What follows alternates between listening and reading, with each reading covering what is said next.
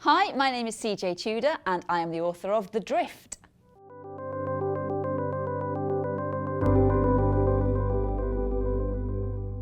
The Drift is a very tense, claustrophobic thriller. It's set in an undisclosed, isolated, snowy location in the mountains, and there are essentially three groups of people who are trapped during a snowstorm. So we have Meg, who is trapped in a stranded cable car, thousands of feet in the air, with a group of strangers and a dead body. And we have Hannah, who has been evacuated from an isolated boarding school in the mountains, and during the snowstorm the coach overturns and crashes, and herself and the other survivors find themselves trapped in this overturned coach, but the emergency exits have been disabled and somehow the driver is missing.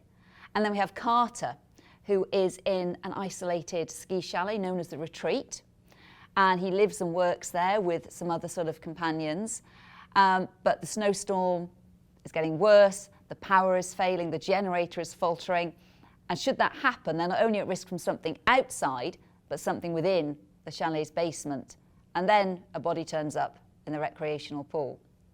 And gradually we learn that these three stories are connected.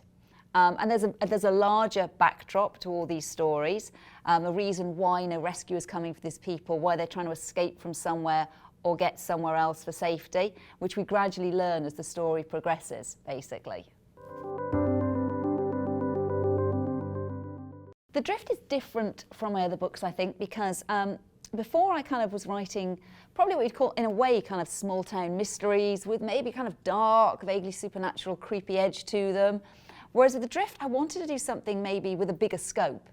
So it's probably fair to say, and not giving too much away, to say that the reason these characters find themselves in this extreme situation, stranded in this isolated location in a snowstorm with no help or rescue coming, is because it's set in a slightly near future, kind of slightly post-apocalyptic. There's been a viral pandemic, society has kind of collapsed. And that is obviously very different from some of my previous novels. But I wanted to write something that had a much bigger scope. Wasn't necessarily set in the UK, although we don't say exactly where The Drift is set.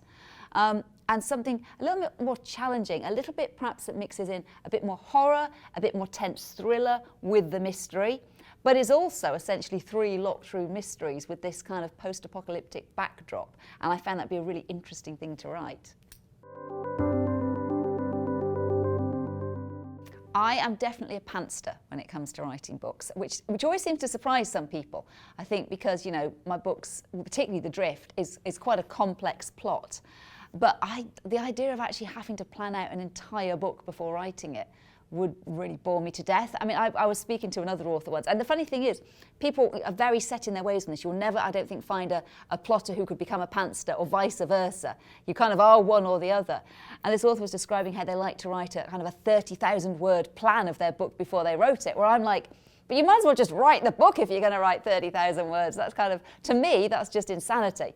But I like to start off with the idea, and I have a rough idea of where it's going. And with The Drift, I actually knew the ending right from the start. You know, the ending was there. But I like to discover things as I go along. So I have an idea, a skeleton of a rough idea in my head, and then I just kind of see where it takes me.